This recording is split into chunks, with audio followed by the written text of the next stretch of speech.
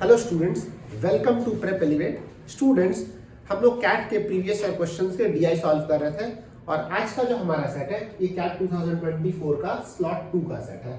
तो ये सेट को हम लोग सॉल्व करते हैं। The numbers 1 to 10 are placed in 10 slots of the following grid based on the condition below। तो ये एक एलआर का सेट है जो नंबर पे बेस्ड है। तो अगर आपको नंबर्स अच्छे लगते हैं, नंबर्स के साथ खेलना अच्छा लगता है, तो ये सेट आपको मजा आने वाला है। तो आइए सेट को हम सॉल्व करते हैं। तो देखिए यहाँ पे 4 कॉलम है, 1 2 3 4 और 4 रो है। मतलब यहाँ पे 10 स्लॉट्स है, 4 3 2 1। अच्छा ये नहीं है, ठीक है, कंफ्यूज नहीं करना। 4 3 2 1 10 स्लॉट्स है, 10 नंबर्स 1 to 10। मतलब सारा यूनिकली, मतलब एक स्लॉट पे आपको एक ही नंबर डालना, ठीक है। और ऐसा कोई नंबर रिपीट भी नहीं होगा। और यहाँ पे कुछ कंडीशंस दिए हैं, इसके हिसाब से हमको कंडीशन 4 5 6, तो इसको हम लोग यहाँ पे सॉल्व करते हैं, ठीक है। तो पहला कंडीशन बोल रहा है numbers in any row appear in an increasing order from left to right. तो लेफ्ट से राइट की तरफ जब नंबर बढ़ेगा तो इंक्रीजिंग ऑर्डर में होगा। मतलब यहाँ पे अगर आप 4 रखें, नेक्स्ट नंबर आप 3 नहीं रख सकते।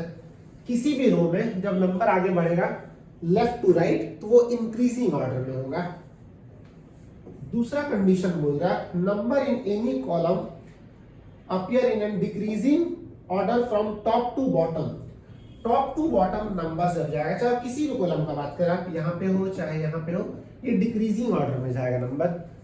तो हम ऐसे बोल सकते हैं क्या, left to right increasing order, top to bottom decreasing. तो बॉटम टू टॉप अगर बोले तो ये भी इंक्रीजिंग होगा।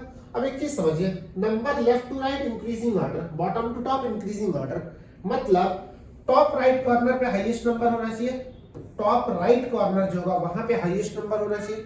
और हाईएस्ट नंबर हमारे पास है क्या, 10। तो 10 तो डेफिनेटली यहां पे होना चाहिए। अभी भी अगर आपको कंफ्यूजन है कि 10 यहाँ पे क्यों आएगा, तो और एक तरीके से समझते हैं। देखिए 10 को अगर आप कहीं और प्लेस करने की कोशिश करें, सपोज हम 10 को बोले यहाँ पे क्यों नहीं प्लेस हो सकता। अगर 10 यहाँ पे प्लेस करेंगे, यहाँ पे क्या बोला second point, numbers in any column appear in decreasing order from top to bottom. Top to bottom में नंबर डिक्रीजिंग ऑर्डर में होगा। यहाँ पे 10 है तो यहाँ पे 10 से कम 8 9 7 कुछ भी रख सकते हैं, 10 से कम होना चाहिए। लेकिन यहाँ पे जो नंबर होगा वो 10 से ज्यादा होना चाहिए। 10 से ज्यादा नंबर ही नहीं है हमारे पास। सिमिलरली अगर आप 10 को बोले यहाँ पे क्यों नहीं रख सकते 10 को, अगर आप 10 को यहाँ रखेंगे तो इस स्लॉट में जो नंबर है वो 10 से ज्यादा होना चाहिए। यहाँ पे अगर आप 10 को रखेंगे तो इस स्लॉट का नंबर 10 से ज्यादा होना चाहिए। तो किसी भी केस में हाईएस्ट जो नंबर है वो टॉप राइट कॉर्नर पे जाएगा, ठीक है। 10 को तो यहाँ पे रख दिया, ये हो गया, ये हो गया, ठीक है। नेक्स्ट क्या बोल रहा है, one is placed either in the same row और in the same column as 10। तो 10 जिस कॉलम में होगा या तो उसी कॉलम में या तो उसी रो में 1 होगा। 10 जिस रो में होगा या तो उसी रो में 1 आएगा, या तो 10 जिस कॉलम में होगा उसी कॉलम में 1 आएगा, ठीक है। अब देखिए एक और चीज, 10 को यहाँ पे रखा, 1 होगा 10 वाले रो पे या फिर 10 वाले कॉलम पे। मतलब यहाँ पे किसी में 1 आएगा या फिर यहाँ पे किसी में 1 आएगा। तो डेफिनेटली 1 या तो यहाँ पे आएगा या फिर यहाँ पे। आप बोले यहाँ पे क्यों नहीं, अगर यहाँ पे 1 रख दे, नंबर ऐसे इंक्रीजिंग ऑर्डर में तो ऐसे डिक्रीजिंग जाना चाहिए। अगर यहाँ पे 1 है तो यहाँ पे 1 से छोटा नंबर, वो तो हमारे पास है ही नहीं। अगर आप यहाँ पे 1 रख दे तो इधर पे जो नंबर डिक्रीजिंग ऑर्डर होना चाहिए, 1 से छोटा नंबर यहाँ पे चाहिए, वो तो है ही नहीं। तो मतलब 1 के लिए 2 ही प्लेस हो सकता है। तो इसको हम लोग फिलहाल सर्कल में रखते हैं, ये अभी कंफर्म नहीं हुआ। 1 या तो 1 यहाँ पे होगा या फिर 1 यहाँ पे होगा, ठीक है। तो ये थर्ड पॉइंट भी हो गया। फोर्थ नंबर पॉइंट बोल रहा है neither 2 nor 3 is placed in the same row or in the same column as 10। 10 जिस रो में होगा, 10 जिस रो में, उस रो में हम लोग को 2 भी नहीं रखना, 3 भी नहीं, और उस कॉलम में भी नहीं रखना। 10 के साथ रो में और कॉलम में 2 और 3 नहीं रहेगा। तो 10 का रो देखिए ये है और 10 का कॉलम ये है, यहाँ पे 2 3 नहीं रख सकते। अब देखिए 2 3 के लिए कितना ऑप्शन बचता है, 1 2 3, ये नहीं है, ठीक है, ये बॉक्स में 1 2 3 तीन ही ऑप्शन, क्योंकि इस रो में डाल नहीं सकते 2 3 को, इस कॉलम में डाल नहीं सकते। तो मतलब 2 3 के लिए 3 ही ऑप्शन। तो स्लैश में फिलहाल लिख लेते हैं 2 3 2 3, सॉरी यहाँ पे 3 2 लिखते हैं, फिर यहाँ पे 2 3 3 2 कुछ भी लिख लीजिए, ठीक है। 2 3 के लिए यही 3 ऑप्शन है।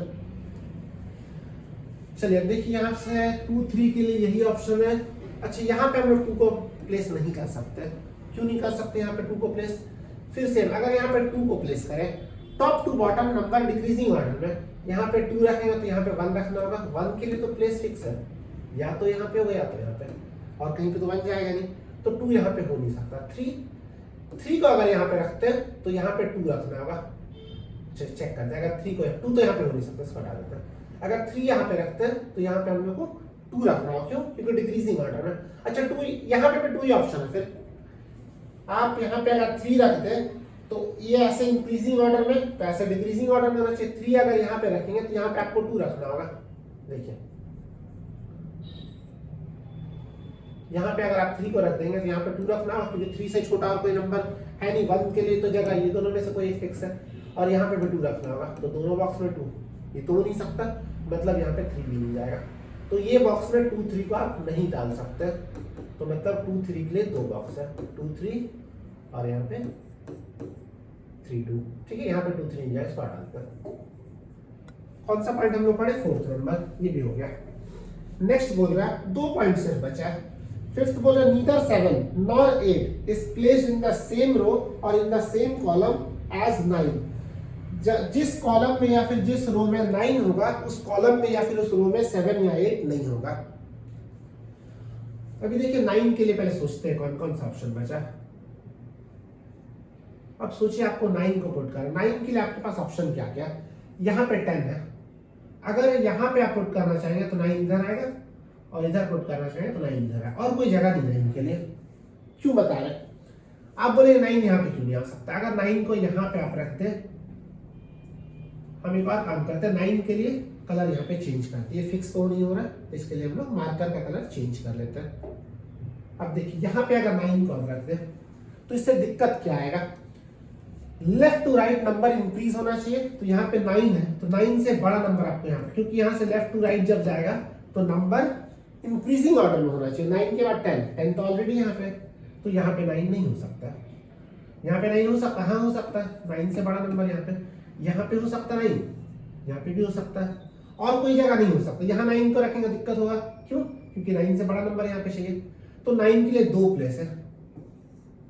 अब यहाँ पे बोला जिस प्लेस पे आप 9 को रखेंगे उसके साथ रो में या कॉलम में 7 और 8 नहीं होना चाहिए। तो एक काम करते हैं, दोनों केस को अलग अलग हम लोग सॉल्व करते हैं। ठीक है, 2 अलग से स्लॉट बनाने की जरूरत नहीं। इसी में पहले यहाँ पे 9 रख के देखते हैं, अगर वो गलत हुआ तो कुछ ना कुछ, अगर इनवैलिड होगा तो आपको आगे प्रॉब्लम कर देगा, वो कोई नंबर को फिक्स करने ही नहीं देगा। तो अगर यहाँ पे 9 रखते हैं, ठीक है, उस केस में आप 7 8 को कहाँ पे रखेंगे? अब सोचिए 7 8 को इसमें और इसमें रख नहीं सकते, सेम रो और सेम कॉलम का हटा दीजिए, तो 7 8 के लिए ये जगह बचता।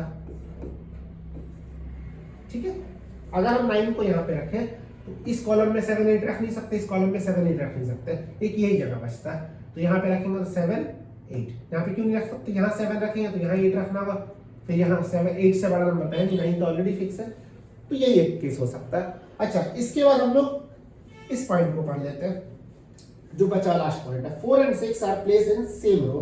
4 और 6 सेम रो में होना चाहिए, तो सेम रो कहाँ पे दिख रहा? खाली 2 प्लेस इन सेम रो, इसमें नहीं है, इसमें एक ही बॉक्स खाली है, इसमें एक ही बॉक्स खाली है, इसमें कुछ नहीं है, तो खत्म हो गई, तो है ही कुछ। तो अब देखिए अगर हम लोग 9 को यहाँ फिक्स किए, 7 8 तो फिक्स हो गया, लेकिन इसको हम लोग फिक्स नहीं कर पा रहे, मतलब ये 9 हमारा इनवैलिड है, इसलिए हमने यहाँ पे कलर चेंज किया मार्कर का। तो मतलब 9 कंफर्म हो गया कि 9 यहाँ पे जाएगा। ठीक है, अगर 9 को यहाँ पे रखते हैं तो फिर 9 के रो में और 9 के कॉलम में हम लोग 7 8 को नहीं रख सकते। ये लिखा था ना, जिस रो में 9 होगा जहाँ पे उस कॉलम में या फिर रो में 7 8 को नहीं रखना, ये रेस्ट्रिक्टेड है, तो यहाँ पे 8 7 रख देंगे। 7 8 की जगह बचता है, डिक्रीजिंग ऑर्डर भी होना चाहिए। ठीक है, अब इसको पढ़ते हैं। 4 and 6 are place in same row. Same row में 2 प्लेस कहाँ पे खाली है? यहाँ पे देखिए 2 प्लेस खाली है, और कहीं पे 2 प्लेस खाली दिख नहीं रहा। तो यहाँ पे अगर 2 प्लेस खाली है, ये 1 के लिए फिक्स तो नहीं है, ये चांसेस था बनाने का। यहाँ पे 4 और 6 इंक्रीजिंग ऑर्डर होना चाहिए, 6 को यहाँ नहीं रख सकते, इंक्रीजिंग ऑर्डर में 4 6, तो 1 फिर यहाँ पे कंफर्म हो गया, ये कंफर्म हो गया 1 यहाँ पे। ठीक है, हाँ और कुछ बचा हुआ नहीं है। अच्छा ये 2 3 के प्लेस है, यहाँ पे क्या है, कौन सा नंबर बचा रहे थे, 5 बचा हुआ, यहाँ पे 5 रख दीजिए, ये हो गया 5। ठीक है, तो ये हमारा स्लैश कंप्लीट हो, ये बच गया, तो ये स्लैश में ही रहेगा। आगे जाके जब हम लोग क्वेश्चन पढ़ेंगे तो पता चल जाएगा कि स्लैश में ही रहेगा शायद। चलिए देखते हैं हमारा क्वेश्चन क्या। तो देखिए पहला क्वेश्चन बोल रहा है what is the row number which has the least sum of numbers placed in that row. What is the row number which has the least sum of numbers? सारे नंबर जब add करेंगे तो कौन से रो में हमको मिनिमम मिलेगा सम। तो ऐड करने की जरूरत क्या, देखो फोर्थ रो में देखेंगे सिर्फ एक 1 है, बाकी रो में देखिए यहाँ पे 4 नंबर, यहाँ पे 3 है, यहाँ पे ये 2 3 है, जो भी उससे क्या फर्क पड़ता है। फोर्थ रो में एक ही नंबर है 1, तो ऑब्वियसली उसका सम 1 ही होगा, वही सबसे कम होगा, तो इसका आंसर आ जाएगा 4th। ठीक है, सेकंड क्वेश्चन क्या बोला, which of the following statement must be true. अच्छा मस्ट भी बोला, कुड भी नहीं बोला, मस्ट भी का मतलब वो किसी भी केस में वो ट्रू होना चाहिए। 10 is placed in a slot in row 1, रो 1 में 10 है, हाँ ठीक है। सेकंड कंडीशन दे रहा है 1 is placed in a slot in row 4, 1 रो 4, ये भी सही है, तो बोथ आर करेक्ट, बोथ वाले भी तो ठीक है, इसका दोनों स्टेटमेंट करेक्ट है। थर्ड क्वेश्चन बोल रहा है which of the following statement से मस्ट बी ट्रू। तो पहला statement 2 is placed in a slot in column 2, ठीक है, 2 के बारे में बात कर रहा है, 2 और 3 स्लैश में, ठीक है, तो जब भी स्लैश में नंबर है तो ये कंफर्म तो नहीं बोल सकते, तो या तो इधर वाला केस आ सकता है या फिर नीदर वाला आ सकता है। तो क्या बोला है, 2 बोला है कि यहाँ पे लिख रहा 2 is placed in a slot in column 2, 2 column 2 में बोल रहा है, 2 कॉलम 2 में भी हो सकता है, 2 कॉलम 3 में भी हो सकता है। पहला स्टेटमेंट को राइट नहीं बोल सकते, इधर हो सकता आ जाए, ठीक है, कॉलम 2 में भी हो सकता है, 3 में भी। दूसरा स्टेटमेंट बोल रहा है 3 is placed in slot in 3 is placed in slot in column 3, 3 बोल रहा है कॉलम 3, ये भी स्लैश में। देखिए इधर का बात है, अगर दोनों के लिए सेम कॉलम बोलता है तो इधर आता है, अगर बोलता है 2 इज इन कॉलम 2 और 3 भी बोलता है कॉलम 2 तो फिर इधर में वो लिखते हैं, लेकिन बोला 2 कॉलम 2 में और 3 कॉलम 3 में, तो ये तो नहीं बोल सकते, तो इसके लिए हमारा हो जाएगा नीदर। ठीक है, इधर कब होता है जब एक ही स्लॉट के बारे में दो बार बात करेंगे, 2 बोल रहा स्लॉट कॉलम 2 में है और 3 बोल रहा कॉलम 2 में, तो ऑब्वियसली दोनों में से एक तो सही होना चाहिए उस केस में, बट इस केस में नीदर हो जाएगा। नेक्स्ट क्वेश्चन बोला for how many slots in the grid placement of numbers can not be determined with certainty.